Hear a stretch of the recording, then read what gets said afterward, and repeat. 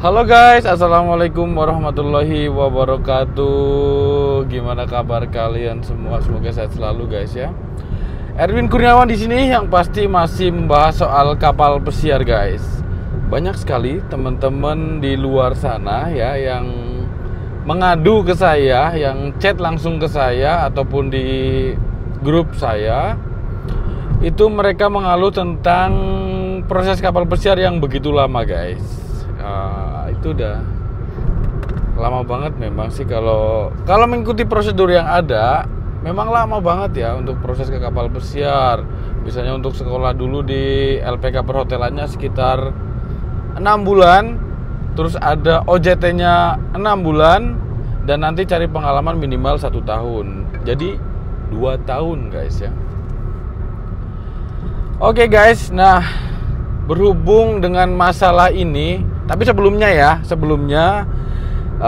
saya mohon banget buat teman-teman semuanya, teman-teman yang menonton video ini, yang nonton channel saya mohon sekali untuk kalian support video-video saya, channel saya, kalian share ke teman-teman kalian, kasih lihat gitu ya. Soalnya untuk video saya memang tidak untuk bersenang-senang saja.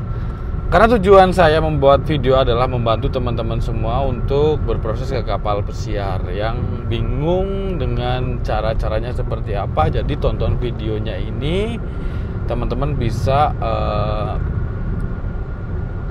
lebih mendapatkan informasi seputar kapal pesiar ya. Bagaimana caranya kerja di kapal pesiar, semuanya ada di video-video saya.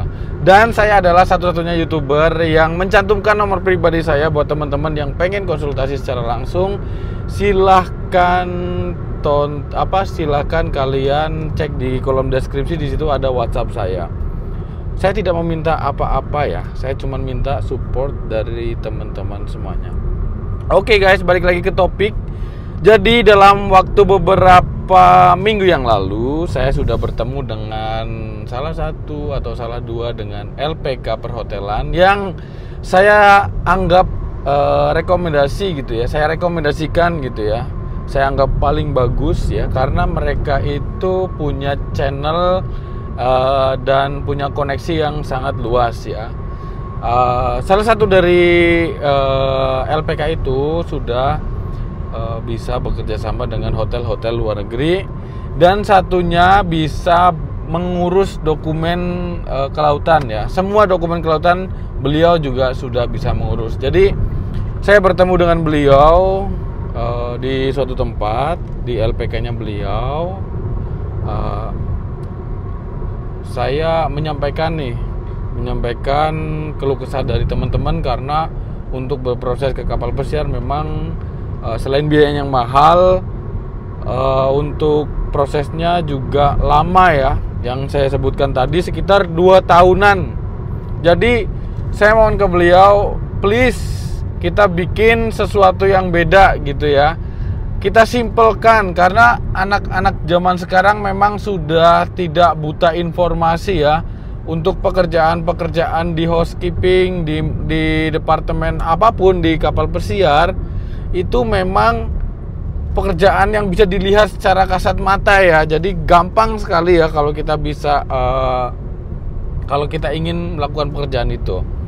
Jadi saya bilang, sudahlah, kita tahu anak-anak itu udah pada pinter ya. Kita kasih teori sesimpel mungkin ya, agar anak-anak itu bisa cepat menangkapnya.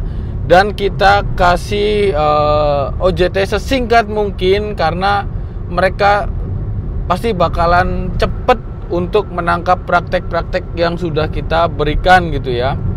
Jadi nggak usah buang-buang waktu ya, kita lama-lama OJT, kita lama-lama kerja gitu ya. Toh juga sama-sama kita tujuannya ke kapal pesiar gitu loh. Nah jadi gini loh guys ya, teman-teman, saya harapkan teman-teman juga ikut ya, berpartisipasi, ikut dalam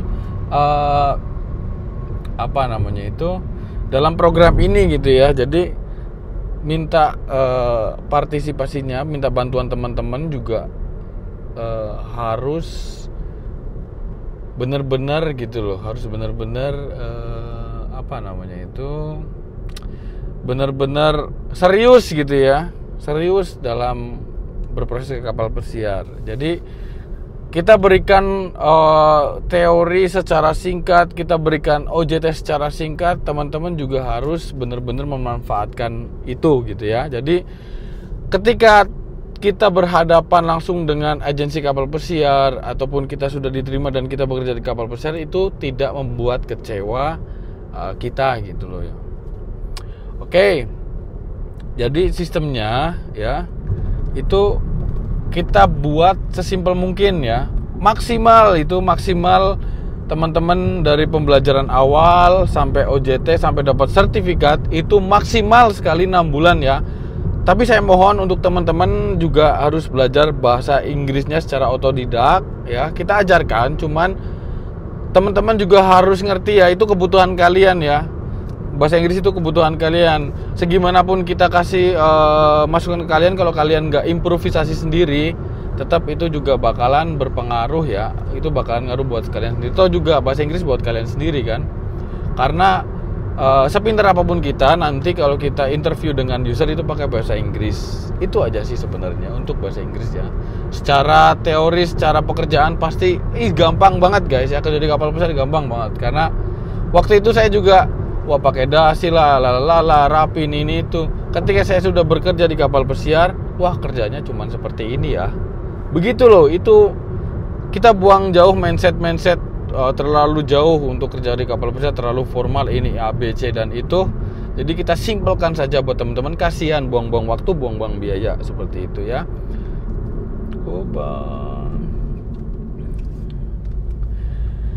Jadi buat teman-teman semuanya yang kepengen tahu caranya seperti apa, silahkan teman-teman cek di kolom deskripsi saya. Di situ ada nomor saya, kalian bisa langsung tanya ke saya, konsultasi ke saya.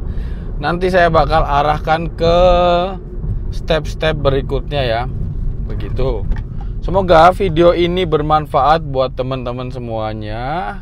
Semoga teman-teman tetap semangat berkarir di kapal pesiar. Begitu ya. Jadi saya juga bekerja di kapal pesiar, melakukan riset, di darat juga melakukan riset. Apa sih yang harus dilakukan untuk anak-anak nih yang pengen kerja di kapal pesiar? Bagaimana caranya biar mereka itu ya tidak terkendala dengan biaya. Memang semuanya butuh biaya ya. Butuh biaya. Memang untuk berproses kapal pesiar memang butuh biaya. Tapi alangkah baiknya kalau kita mengefisienkan waktu biar teman-teman juga daripada untuk membuang-buang waktu OJT atau bekerja di perhotelan dulu gitu ya.